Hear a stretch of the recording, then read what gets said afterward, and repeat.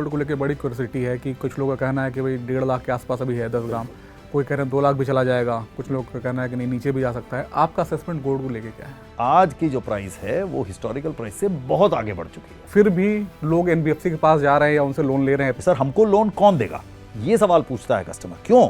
क्योंकि कस्टमर को ये लगता है कि मेरे पास कागज पूरे हैं नहीं, मेरे पास अपने इनकम के कागज नहीं है, मेरे पास अपने बैंक स्टेटमेंट के पूरे कागज नहीं है, मेरा बैंक स्टेटमेंट खाली, मेरा बैंक खाली रहता है अकाउंट, मेरे पास घर के कागज पूरे नहीं है, जो मैं घर खरीदना चाहता हूं उसके कागज कच्चे हैं। इंडिया में बहुत बड़ा पॉपुलेशन है जिसके पास कागज कम है और उन लोगों को भी लोन का हक है और हमारे जैसे प्लेयर उस नीड को मीट करने की कोशिश करते हैं। क्रेडिट स्कोर का कितना क्राइटेरिया आपके यहाँ? क्या कुछ लिमिटेड, कुछ मिनिमम? अपना स्कोर बनाते हैं कस्टमर का। क्या रुपया जिस तरह से डिप्रिशिएट हुआ है इसका कितना इम्पैक्ट देख रहे हैं, और क्या कहीं आने वाले समय में कुछ समय में डिमांड्स में कमी या कुछ मंदी की आहट जैसी चीज़ें तो नहीं नजर आएंगी? देखिए थोड़ी मंदी तो आएगी मार्केट में और आनी भी चाहिए। आईपीएल में डील्स भी बड़ी हो रही हैं। तो अभी श्री राम ने भी मेरे ख्याल से इतनी बड़ी डील की। क्या आप लोग इस तरह की कुछ डील्स के बारे में सोच रहे हैं या ओपन है इसके ऐसे डील्स के लिए? पीरामल फैमिली जो है उनके बहुत सारे इंटरेस्ट हैं और बहुत सारी चीज़ें और भी करना चाहेंगे वक्त के साथ। अगर आप एक दिन के एफएम बन जाएं तो एक कौन सा रिफॉर्म करना चाहेंगे? 4 साल, सिर्फ 4 साल में एक एनबीएफसी जिसका रिटेल लोन बुक 5300 करोड़ रुपए से बढ़कर 85,000 करोड़ रुपए से ज़्यादा का हो चुका है, वो एनबीएफसी जिसका ब्रांच नेटवर्क 14 ब्रांच से बढ़कर 700 से ज़्यादा हो चुका है, और वो एनबीएफसी जो अब 1 लाख करोड़ एयूएम के क्लब में शामिल हो चुकी है। लेकिन ये कहानी सिर्फ नंबर्स की नहीं है, ये कहानी भारत की है। भारत जो ग्रो तो कर रहा है लेकिन इंडिया के साए में शायद हमें कम दिखाई देता है। भारत की इसी ग्रोथ स्टोरी पर दांव लगाकर तेजी की रफ्तार पकड़ी है पीरामल ग्रुप की एनबीएफसी पीरामल फाइनेंस लिमिटेड ने, और इस ग्रोथ स्टोरी को लीड कर रहे हैं पीरामल फाइनेंस लिमिटेड के एमडी और सीईओ जयराम श्रीधरन। जयराम जी, आपका जागरण बिजनेस में स्वागत है। बहुत बहुत धन्यवाद स्कंद जी। सबसे पहला सवाल तो यही है, 4 साल में 5300 करोड़ का रिटेल लोन बुक 85,000 करोड़ का कैसे हो गया? क्या चमत्कार कर दिया आपने? देखिए पहली बात, आपने बहुत सारी अच्छी बातें कही पीरामल फाइनेंस के बारे में, बहुत बहुत धन्यवाद आपका। और आपके सारे दर्शकों को मेरा नमस्कार। हमारी कंपनी जो है, मैं लोगों को कहता हूँ कि एनबीएफसी की दुनिया में एक अलग कंपनी है जो कि बड़ी भी है और बहुत यंग भी है। ऐसा होता नहीं है अक्सर हमारी इंडस्ट्री में। या तो आपकी कंपनी बहुत पुरानी होती है, मतलब कई दशक हो गए आपको कंपनी चलाते हुए, तब आप बड़े बन पाते हैं, या फिर नई कंपनियां जो होती हैं वो बहुत छोटी होती हैं। हमारी कंपनी नई भी है और बड़ी भी, और ये अलग बात है। और ऐसा कैसे हुआ? 2020 में जब हमने ये निश्चय किया कि अपनी कंपनी को रिटेल का एनबीएफसी बनाना है, तब तक हम जो है होलसेल का एनबीएफसी हुआ करते थे। हमने कहा नहीं, हमको जो है बदलाव लाना है और अपने को रिटेल एनबीएफसी बनना है। तो सबसे पहले तो हमने एक एक्विजिशन की जिससे काफ़ी फ़ायदा हुआ। वो एक्विजिशन थी एक अफोर्डेबल हाउसिंग फाइनेंस कंपनी हुआ करती थी, दीवान हाउसिंग फाइनेंस। दीवान हाउसिंग फाइनेंस 25 साल पुरानी कंपनी थी, उसने अच्छा काम किया था, लेकिन काफ़ी सारे गवर्नेंस प्रॉब्लम्स में फंस गई। प्रोमोटर्स अरेस्ट हो गए, कंपनी बैंकरप्सी में चली गई और आरबीआई कंपनी को चला रहा था।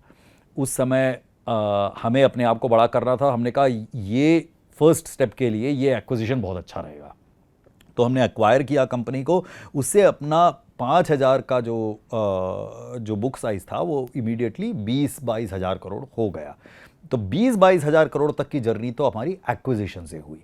उसके बाद 4 साल में उस 20 को आपने 80,000 में कन्वर्ट किया। कैसे? 3-4 चीज़ें की। पहला तो आपने कई नए प्रोडक्ट्स लॉन्च किए। तो पहले हम सिर्फ एक हाउसिंग फाइनेंस कंपनी हुआ करते थे जिसके पास सिर्फ घर के लिए लोन होते थे।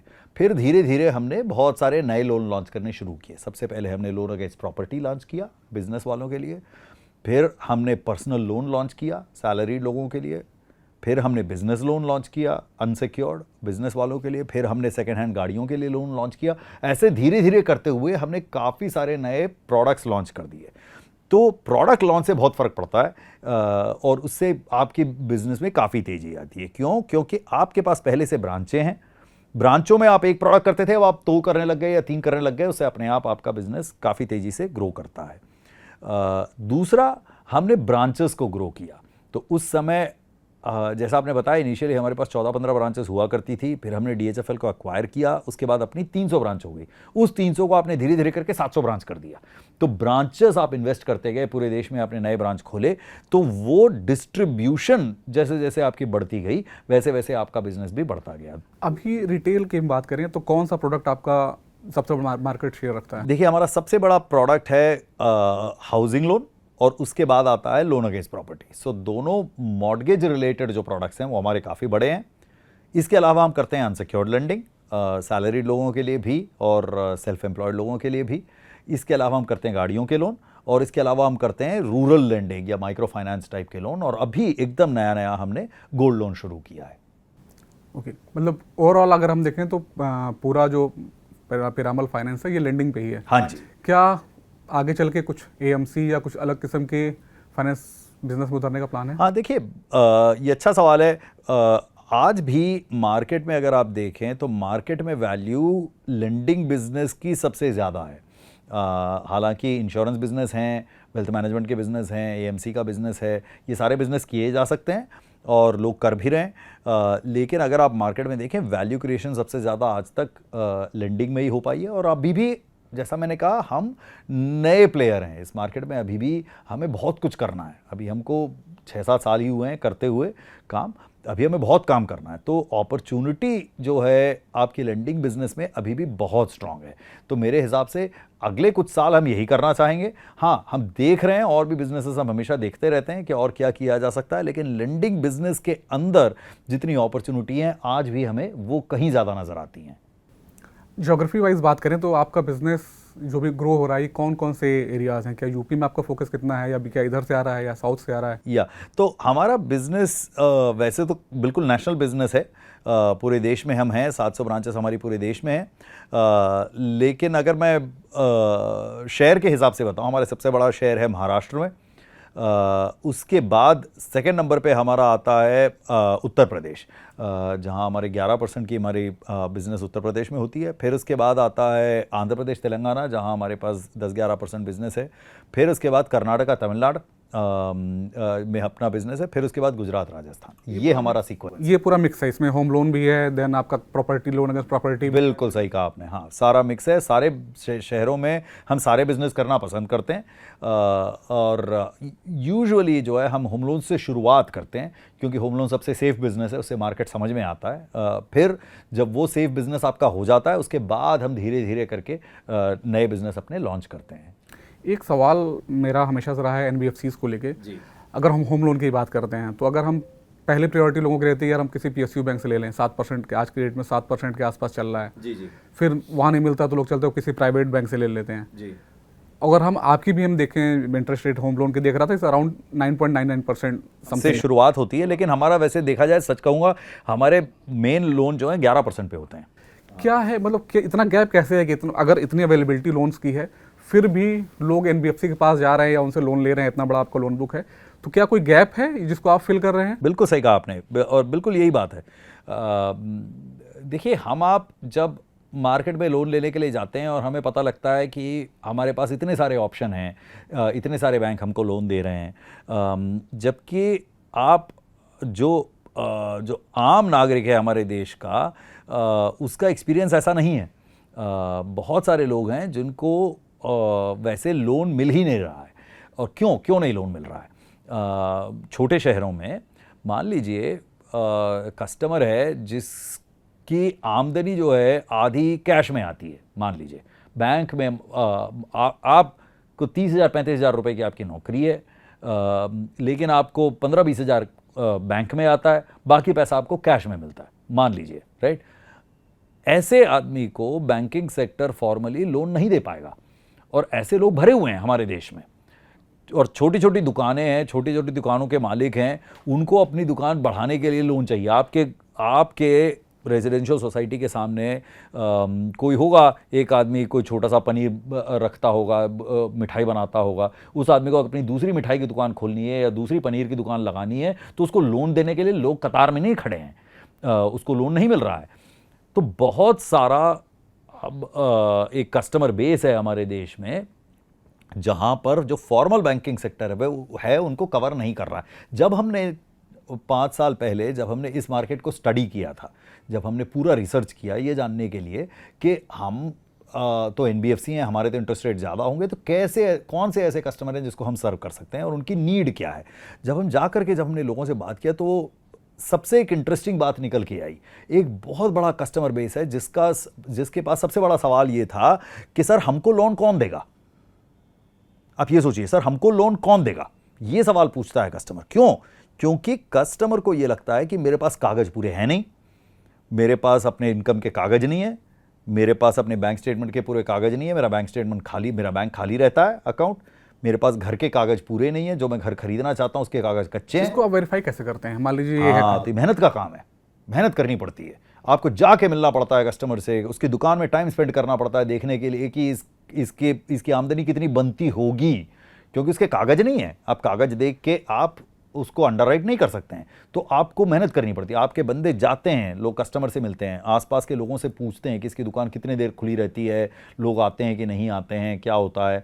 अगर आपके पास उसके कागज लैंड के पूरे नहीं है तो आप पूरी चेन बनाने की कोशिश करते हो लोगों से बात करके। तो ये मैन्युअली करना पड़ता है, काफ़ी मेहनत करनी पड़ती है, और इसके बावजूद भी बहुत सारे लोग आपके रिजेक्ट हो जाते हैं। राइट, अगर आपके पास 100 लोग हमारे पिरामल में हैं, अगर आज की तारीख में 100 लोग अप्लाई करते हैं लोन के लिए, उसमें हम सिर्फ 30 लोगों को लोन दे पाते हैं। जबकि अगर आप बैंक वगैरह में जाइएगा और देखिएगा कि वहाँ पर हाउसिंग वगैरह के लिए जब लोग अप्लाई करते हैं 100 में से 70 लोगों को लोन मिलता है।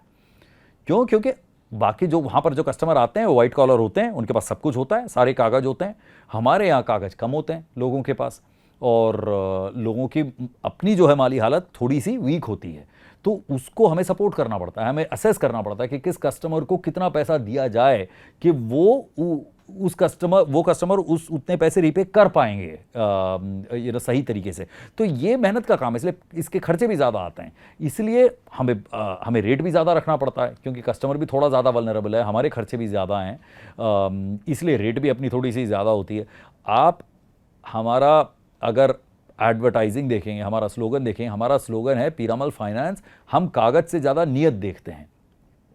इसका कॉन्सेप्ट ही है कि इंडिया में बहुत बड़ा पॉपुलेशन है जिसके पास कागज कम है, और उन लोगों को भी लोन का हक है, और हमारे जैसे प्लेयर उस नीड को मीट करने की कोशिश करते हैं। क्रेडिट स्कोर का कितना क्राइटेरिया आपके यहाँ? क्या कुछ लिमिटेड, कुछ मिनिमम्स? बिल्कुल सही कहा आपने। ये देखिए, क्रेडिट स्कोर हर कस्टमर का हम सिविल चेक करते हैं, या जितने भी क्रेडिट ब्यूरो हैं, एक्सपीरियन हो गया या सिविल हो गया या कुछ और हो गया, और वो स्कोर को तो हम चेक करते ही हैं। इसके अलावा हम अपना स्कोर बनाते हैं कस्टमर का, जितना हमें सीखने को मिलता है कस्टमर के बारे में, हम कस्टमर के घर पे विज़िट करके, कस्टमर के दुकान पे विज़िट करके जो हमें सीखने को मिलता है उस सबको मिला करके हम आर्टिफिशियल इंटेलिजेंस यूज़ करके हम एक स्कोर अपना बनाते हैं, इंटरनल स्कोर। उस स्कोर के हिसाब से फिर हम कस्टमर को हाँ या ना बोलते हैं कि आपका लोन बनता है या नहीं बनता है। तो आज की दुनिया में देखिए, हर कस्टमर को अपना क्रेडिट जो है साफ़ रखने की ज़रूरत है, क्योंकि आप जब भी कभी लोन लेंगे किसी से भी, तो वो आपका क्रेडिट ब्यूरो चेक करेगा ही, और क्रेडिट ब्यूरो आपका साफ़ होना चाहिए। और अगर बहुत साफ़ ना भी है तो भी जो बड़ी बड़ी उसमें प्रॉब्लम्स है वो आपको सॉर्ट आउट कर ही लेनी चाहिए, क्योंकि उसके अगर वो आप नहीं करेंगे तो आपको लोन ना मिल पाएगा फ्यूचर में भी। कोई ऐसा लिमिट है कि 400 होना चाहिए एटलीस्ट? आप कहते हैं हमारे लिए, शॉर्टिंग के लिए। वैसे तो हमारे औसतन हमारे कस्टमर 750 वाले होते हैं, 750 के क्रेडिट स्कोर वाले होते हैं, लेकिन हम 650 के ऊपर कर लेते हैं। ओके। अभी एक मैं रिपोर्ट देख रहा था, आपका इंटरव्यू था, उसमें आप $1 बिलियन शायद फॉरेन फंडिंग उठाने की कोशिश कर रहे हैं। और पिछले साल भी आपने $850 मिलियन उठाए थे। एक इस पे मेरा सवाल था कि हो सकता है आपको लोन सस्ता पड़ रहा हो, बट जिस तरह से रुपया डिप्रिशिएट हो रहा है, ऐसा तो नहीं कि आपको ज़्यादा महंगा पड़ जाएगा वो? बिल्कुल, आपने सही सवाल पूछा है। जब डॉलर के अगेंस्ट जब इंडियन रुपी वीक होता है, तब जिन लोगों ने डॉलर में पैसे लिए हुए होते हैं उनकी हालत काफ़ी ख़राब हो सकती है। हम ऐसा करते हैं कि इस रिस्क को पहले दिन ही बंद कर देते हैं, ख़त्म कर देते हैं, इसको हम बोलते हैं हेजिंग स्ट्रैटेजी। एक हेजिंग स्ट्रैटेजी होती है कि जब आप बोरो करें, मान लीजिए आपने $100 मिलियन बोरो किए आज, आपको पता है अगले 3 साल में आपको ये $100 मिलियन वापस करने हैं, कि 3 साल 1 महीने बाद आपको 100 मिलियन वापस देने पड़ेंगे, और इस बीच हर साल आपको ब्याज देना पड़ेगा वो 100 मिलियन का। तो आपको पता है किस तारीख को आपको कितने डॉलर की आउटफ्लो होने वाली है। तो जिस दिन आप लोन लेते हैं डॉलर में, हम उसी दिन फ्यूचर का डॉलर खरीद लेते हैं कि अच्छा उस तारीख को मैं इतने डॉलर आपसे खरीदूंगा, और 1 साल बाद मैं इतने खरीदूंगा, और 3 साल बाद इतने खरीदूंगा। सारे डॉलर हम पहले दिन ही खरीद लेते हैं। अब वो पहले दिन ही खरीदने का हमको कुछ एक्स्ट्रा खर्चा लगता है, उसको हम कहते हैं हेजिंग कॉस्ट। वो खर्चा हम पहले दिन ही उठा लेते हैं, जिससे हमें ये जो रिस्क हैं जो आप बोल रहे हैं, इस रिस्क को फेस ना करना पड़े कि कल को अगर रुपया वीक हो गया और डॉलर के दाम बढ़ गए, तो जो मैं सोच रहा हूं कि मैं 6.5% पे बोरो कर रहा हूं, वो कहीं 10.5% ना हो जाए। राइट, इसके लिए हम 6.5% पे बोरो करके उस पर 2.5% पहले दिन ही देके 9% का कॉस्ट कर लेते हैं अपना, कि अच्छा भाई मैं तो 9% पे बोरो कर रहा हूँ रुपी में, अब मुझे फर्क नहीं पड़ता है कि रुपी और डॉलर रेट का क्या होता है। और उसी सिचुएशन में आज हमें कि हम पूरा हेज करके बैठे हैं, इसलिए जब रुपी चेंज हुआ 85 से 95 तक, हमें कुछ खास फर्क पड़ा नहीं। और नहीं, अगर हमने किया होता ये हेजिंग, तो हमारी काफ़ी हालत ख़राब हो जाती। एक इंटरनेशनल सिनेरियो हम देखें तो मिडिल ईस्ट वाला जो वॉर है रुकता नज़र नहीं आ रहा है। अमेरिका ईरान के बीच में जो भी हो रहा है, इसका इम्पैक्ट कहीं ना कहीं हमारे एमएसएमई पे भी पड़ रहा है और हमारे कंज्यूमर्स पे भी पड़ रहा है। क्या आपको इसका इम्पैक्ट अपने बिजनेस पे या लोन की रिपेमेंट वगैरह पे नज़र आ रहा है?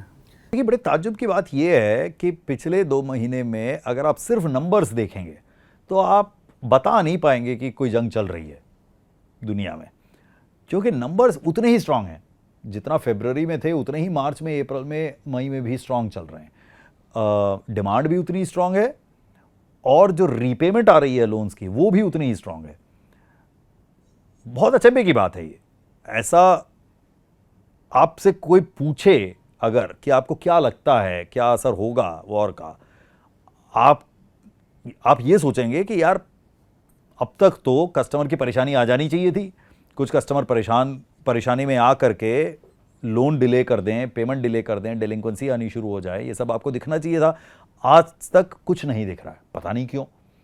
मुझे लगता है कि अगर ये वॉर जैसी सिचुएशन कुछ और टाइम चलती रही, 1-2 महीना चलती रही, तब शायद हमें दर्द नज़र आएगा। लेकिन आज की तारीख में दर्द नज़र नहीं आ रहा है। सरप्राइजिंग फैक्ट है ये, लेकिन ये ट्रू है कि दर्द आज की तारीख में नज़र नहीं आ रहा है। अब तक जितनी भी थोड़ी बहुत परेशानी आई है, मेरे हिसाब से कस्टमर्स ने अब्जॉर्ब कर ली है, और कस्टमर जो है रीपेमेंट अभी भी अपने लोन्स की वक्त पे कर रहा है। लेकिन अगर उनका बिजनेस और नेगेटिवली इम्पैक्ट हुआ और कुछ टाइम के लिए ये चला, तो मेरे ख्याल से वो अब्जॉर्ब नहीं कर पाएंगे और उन्हें पास ऑन करना पड़ेगा।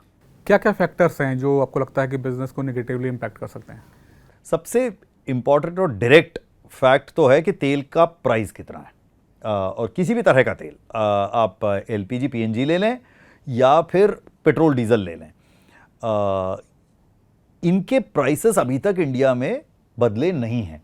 वॉर जब से शुरू हुआ है तब तक प्राइस नहीं बढ़े हैं इनके, इससे फर्क पड़ता है। लेकिन अगर प्राइस इनके बढ़ने शुरू हो गए तो काफ़ी मुश्किलात आ सकती हैं। अभी भी जब LPG में जब प्राइस ना भी चेंज हुआ हो, लेकिन सप्लाई कम हो गई है, सप्लाई कम होने की वजह से थोड़ी तो परेशानी आई है लोगों को। अगर आप देखें, जो छोटे छोटे रेस्टोरेंट चलाने वाले जो लोग हैं, केटरिंग करने वाले जो लोग हैं, कैंटीन सर्विस चलाते हैं, इस तरह के जो लोग हैं, अगर आप उनका बिजनेस देखें तो आपने अपने इलाके में भी आपने नोटिस किया ही होगा कि आपके आसपास जो रेस्टोरेंट होते होंगे, उनके मेनू जो हैं छोटे हो गए, लोगों ने काट दिए। अभी मैं दिल्ली आया हूँ तो बाहर जाके देखूंगा कि कहीं छोले भटूरे मिल रहे हैं क्या, तो कहीं से लोगों ने, मैंने सुना, भटूरे बंद कर दिए कि भाई तेल ज़्यादा लगता है, उसमें फ्यूल ज़्यादा लगती है। तो फ्राइड आइटम्स इन जनरल लोगों ने बंद कर दिए हैं, काट दिए हैं अपने मेनू में से। और कुछ लोगों ने टाइमिंग कम कर दी है, कुछ लोगों को दुकान बंद करनी पड़ी है कि भाई हफ्ते में तो 3 दिन ही दुकान खुलेगी हमारी। इस तरह की चीज़ें लोगों को करनी पड़ी हैं। तो धीरे धीरे लोगों के रेवेन्यू पे असर होना शुरू हुआ है अब तक। लेकिन रेस्टोरेंट ओनर्स ने दाम नहीं बढ़ाए हैं, लेकिन अब धीरे धीरे मुझे लगता है कि दाम भी बढ़ने शुरू हो जाएंगे, सेम आइटम के दाम जो हैं महंगे हो जाएंगे थोड़े से, राइट। तो ये देखने वाली चीज़ें हैं कि ये असर अगर ऐसा होता है तो कब तक चलेगा। पेट्रोल डीजल दूसरी तरफ, अगर आपका बिजनेस ऐसा है कि आपको ट्रैवल काफ़ी करना पड़ता है, मान लीजिए आपका कुरियर का बिजनेस है या ऐसा कोई बिजनेस है, तो उसमें तो पेट्रोल के दाम बहुत मैटर करते हैं। तो अगर पेट्रोल के दाम कल को बढ़ गए या डीजल के दाम कल को बढ़ गए 10-15% से बढ़ गए, तो इमीडिएटली आपका प्रॉफिट मार्जिन कम हो जाएगा, राइट। तो ये दाम अब तक बढ़े नहीं है, इसलिए उतना असर हमको नज़र आ नहीं रहा है। जैसे ही ये दाम बढ़ेंगे वो असर आना दिखना शुरू हो जाएगा। इसके अलावा क्या रुपया जिस तरह से डिप्रिशिएट हुआ है, इसका कितना इम्पैक्ट देख रहे हैं, और क्या कहीं आने वाले समय में कुछ समय में डिमांड्स में कमी या कुछ मंदी की हट जैसी चीज़ें तो नहीं नज़र आएंगी? देखिए, अगर ये जंग काफ़ी टाइम तक रही तो वो सारी चीज़ें होंगी जो आप बोल रहे हैं। डिमांड धीमा हो जाएगा, थोड़ी मंदी तो आएगी मार्केट में, और आनी भी चाहिए। देखिए, जब परेशानियां आती हैं तो लोगों को अपना बिहेवियर चेंज करना चाहिए, उसमें कोई शर्माने वाली बात नहीं है और कोई ख़राब बात नहीं है। चेंज आना चाहिए बिहेवियर में। अब तक कोई चेंज करने की किसी को ज़रूरत नहीं पड़ी है पिछले 2 महीने में, लेकिन अगर ये परेशानी चलती रही, हम सब ने प्रधानमंत्री जी को सुना जो उन्होंने कहा, और अगर उनकी बात को हम ध्यान से लें तो वो ये कह रहे हैं कि भाई कुछ तो हमारा भी कर्तव्य बनता है ना, as citizens of the country हमारा भी कुछ कर्तव्य बनता है। और अगर कुछ हद तक आपको छोटे मोटे बदलाव लाने पड़े अपनी ज़िंदगी में, छोटे मोटे त्याग इधर उधर करने पड़े तो करने पड़े, तो ये तो आपको करना ही पड़ेगा। क्योंकि देखिए, हमारा देश इतना इंपोर्ट पे निर्भर है तेल के लिए कि उसके बगैर बहुत दिन तक हमारी गाड़ी नहीं चल सकती है, और काफ़ी हमारा गहरा रास्ता है मिडिल ईस्ट के साथ, और अगर मिडिल ईस्ट में परेशानी बनी रही तो काफ़ी हद तक हम अनछुए तो नहीं रहेंगे। आज तक तो ऐसा लग रहा है कि कुछ हुआ ही नहीं हमें, लेकिन सच्चाई ये है कि हमको प्रोटेक्ट किया गया है, और सरकार ने अब तक सारा दर्द अपने पे ले रखा है। लेकिन कुछ हद तक तो देशवासियों को भी थोड़ा सा दर्द ओवर टाइम लेना ही पड़ेगा। बियॉन्ड अ पॉइंट अब सरकार सारा दर्द तो नहीं ले पाएगी। इस साल के अंत तक आपको क्या लगता है कि रुपया क्या 100 रुपये के आसपास टच करता है, डॉलर रुपया $100 आ जाएगा? देखिए, अगर फ्यूल की सिचुएशन ख़राब बनी रही तो रुपया और भी डेप्रिशिएट कर सकता है, लेकिन मुझे नहीं लगता कि ऐसा होगा। बेस केस मेरा ये है कि ये पलट जाएगा ये सिचुएशन। मुझे लगता है 50-60% प्रोबेबिलिटी ये है कि जो 95 तक पहुंच गया है रुपया, वो 90 से 92 के बीच में ही आ जाएगा। मेरे ख्याल से सिचुएशन इतनी ख़राब नहीं है। और हाँ, मतलब जो बातें चल रही हैं, तू मैं चल रही है अभी भी कि मिडल ईस्ट में कि भाई सीज़फायर है कि नहीं है, कि क्या है, लेकिन आज सिचुएशन फिर किसी भी तरह से आप देखें, आज की सिचुएशन 2-3 हफ्ते पहले वाली सिचुएशन से बेहतर है। तो ये सुधरी है, उसका फ़र्क पड़ेगा, धीरे धीरे पड़ेगा, लेकिन पड़ेगा। एक सवाल गोल्ड को लेके है कि गोल्ड को लेके बड़ी क्यूरियोसिटी है कि कुछ लोगों का कहना है कि भाई 1.5 लाख के आसपास अभी है 10 ग्राम, कोई कह रहे हैं 2 लाख भी चला जाएगा, कुछ लोग का कहना है कि नहीं नीचे भी जा सकता है। आपका असेसमेंट गोल्ड को लेके क्या है? देखिए, हमें ये लगता है कि गोल्ड जिस तेज़ी से ऊपर बढ़ा है ये बहुत अनप्रेसिडेंटेड है, और अगर आप पिछले 100 साल का गोल्ड का प्राइस देखें और उसके हिसाब से अपनी ट्रेंड लाइन बनाएं तो उस ट्रेंड लाइन से बहुत ऊपर बढ़ चुका है गोल्ड अभी। तो अगर आप प्योरली हिस्टोरिकल पर्सपेक्टिव से देखें तो आपको तो लगता है कि गोल्ड के दाम नीचे आने चाहिए। इतना दाम जो है ट्रेंड से तो आप जस्टिफाई नहीं कर सकते हैं, राइट। और गोल्ड एक ऐसी कमोडिटी है जिसका आपके पास 100 साल का आपके पास डेटा अवेलेबल है कि गोल्ड के दाम कैसे मूव हैं। और गोल्ड एक इंटरनेशनल कमोडिटी है, ध्यान रखिए, गोल्ड एक इंडियन कमोडिटी नहीं है, इंटरनेशनल कमोडिटी है, इंटरनेशनल मार्केट है। इसका तो बहुत ही बड़ा मार्केट है, कोई भी एक पार्टी गोल्ड का प्राइस अपने मन से बदल नहीं सकती है, राइट। तो ऐसी कमोडिटी का हिस्टोरिकल प्राइस अगर आप टेस्ट करें तो आपको नज़र आता है कि आज की जो प्राइस है वो हिस्टोरिकल प्राइस से बहुत आगे बढ़ चुकी है। ये गैस कर पाना कि एग्जैक्टली कब होगा और क्या होगा ये तो बिल्कुल नामुमकिन है, लेकिन मैं इतना ज़रूर कहूँगा कि डेटा के हिसाब से गोल्ड बहुत आगे बढ़ गया है और इतना आगे बढ़ने का कोई रैशनल रीज़न तो नहीं है।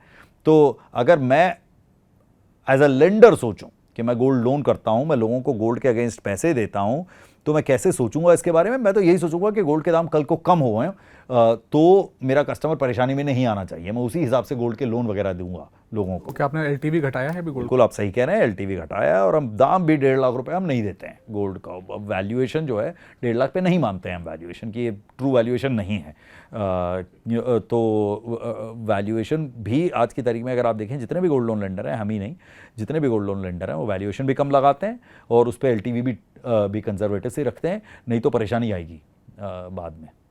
अगले 10 सालों को अगर हम देखें तो आप पिरामल फाइनेंस को कहाँ देखते हैं? क्या हम कह सकते हैं नेक्स्ट टू बजाज, जैसे हम बजाज फाइनेंस एक बड़ा नाम मानते हैं, बिल्कुल, तो क्या आप टॉप 5 में देख रहे हैं या किस तरह से पूरा इस कंपनी को आप? देखिए आपके मुंह में घी शक्कर, बिल्कुल यही चाहते हैं हम भी। कोशिश यही है हमारी तरफ से भी कि अभी तो आए हैं, अभी अपना नाम बनाना शुरू किया है, लेकिन नाम हमें भी बड़ा बनाना है अपना। मैं कई बार कहता हूँ कि अब तक पिछले 5-6 साल में हमने रणजी ट्रॉफी में बहुत अच्छा खेला है, अब फाइनली हमारा इंडियन टीम में सिलेक्शन हुआ है। तो अब इंडियन टीम में सिलेक्शन हुआ है तो आपको अपनी स्लॉट के लिए, अपने पोजीशन के लिए थोड़ा तो मेहनत करनी पड़ेगी। ऊपर बड़े बड़े धुरंधर बैठे हुए हैं, तो आपको अगर खेलना है तो उन धुरंधरों के सामने आपको अच्छा खेलना पड़ेगा। तो हमारे हिसाब से हमारे पास सारी काबिलियत है, हमारे पास सारे प्रोडक्ट्स हैं, हमारे पास अच्छा ब्रांड है, हमारे पास अच्छी पोजीशनिंग है और टीम में बहुत अच्छे लोग हैं। तो इन सब को साथ में रख के मैं होप करता हूँ कि जो बड़े बड़े विराट और रोहित बैठे हुए हैं, आपने बजाज का नाम लिया, उस तरह के विराट और रोहित बैठे हुए हैं हमारे सामने, तो उनसे टक्कर लें या ना लें, बट कम से कम उनके साथ बैठने का तो हमें हक शायद मिलना चाहिए अगले कुछ साल में। अच्छा, आईपीएल का उदाहरण दिया, आईपीएल में डील्स भी बड़ी हो रही हैं, तो अभी श्री राम ने भी मेरे ख्याल से इतनी बड़ी डील की। क्या आप लोग इस तरह की कुछ डील्स के बारे में सोच रहे हैं या ओपन है इसके ऐसे डील्स के लिए? नहीं, हमको देखिए, हम बिल्कुल नए हैं अभी लैंडिंग के बिज़नेस में, हमें आराम से लैंडिंग पे फोकस करना है और उस बिज़नेस को आगे बढ़ाना है। ये बिज़नेस में अगर आप थोड़े भी डिस्ट्रैक्ट हो गए तो आप बड़ी गलतियां कर सकते हैं, तो हमें कोई अभी डिस्ट्रैक्शन नहीं चाहिए। हम अपने कोर बिज़नेस में एकदम व्यस्त हैं और इसको अच्छे से बिठा लें और इसको संभाल लें और उसके बाद देखेंगे। कंपनी के मालिक पिरामल फैमिली जो हैं, उनके बहुत सारे इंटरेस्ट हैं और बहुत सारी चीज़ें और भी करना चाहेंगे वक्त के साथ, लेकिन आज जो है उनके मन में बिल्कुल क्लैरिटी है कि अभी फिनेंस बिजनेस करना है, लेंडिंग का बिजनेस करना है, इसको बड़ा बनाना है, इससे वैल्यू क्रिएट करनी है और अच्छी वैल्यू क्रिएट हो गई तो 10 चीज़ें और भी सोच सकते हैं बाद में। हम इंडिया स्टोरी की बात करते हैं, अगर हम कहें आपके लिए वो कौन सी चीज़ है, अगर हम अगले 10 सालों को इंडिया को देखें तो वो कौन सी चीज़ है जो आपको लगता है कि हाँ ये इंडिया स्टोरी है और मैं इस पर पूरा फोकस करूंगा या मुझे पूरा भरोसा है कि ये आगे बढ़ेगा? देखिए, जब आपने हमारे बारे में अपना इंट्रोडक्शन रखा तो आपने एक बड़ी अच्छी बात बोली जो हमें लगता है एकदम कोर है इंडिया स्टोरी का, जो ये है कि ग्रोथ स्टोरी जो है हमारे देश में इंडिया से भारत की तरफ मूव कर रही है और जो छोटे शहर हैं, मीडियम साइज के शहर हैं, वहाँ पर जो ग्रोथ की स्टोरी हमें आज नज़र आ रही है वो बहुत तेज़ है। देखिए, पिरामल फाइनेंस बड़े शहरों में, मेट्रो शहरों में हमारा इतना बड़ा बिजनेस नहीं है। हमारा सबसे ज़्यादा बिजनेस टियर 2 और टियर 3 शहरों में है और वहाँ पर हमें ग्रोथ अपॉर्चुनिटी बहुत अच्छी और बहुत बड़ी नज़र आ रही है।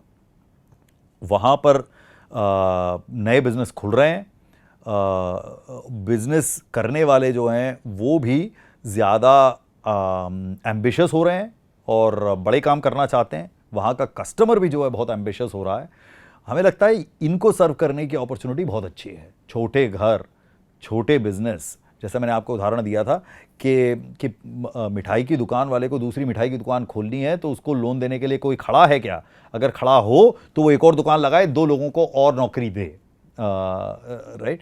तो ऐसे अपॉर्चुनिटी जो है, भारत की अपॉर्चुनिटी हमें लगता है कि बहुत अच्छी है। लोग जिनकी नीयत अच्छी है लेकिन कागज़ कम है, ऐसे लोग भरे हुए हैं हमारे देश में, और अगर उनको लोन देने के लिए इनफ लोग मिले तो वो अपने बिजनेसेस को लेवरेज करके अपनी इकोनॉमी को बहुत आगे बढ़ा सकते हैं। एक इसी तरह के दुकानदारों के लिए एक सवाल उनकी तरफ से मैं पूछता हूँ कि अगर किसी को इस तरह का एक लोन चाहिए, बिजनेस का लोन, उसको कितना पैसा मिल सकता है, उसका क्या क्या डॉक्यूमेंट देने होंगे और कितना इंटरेस्ट रेट उनको चुकाना पड़ेगा?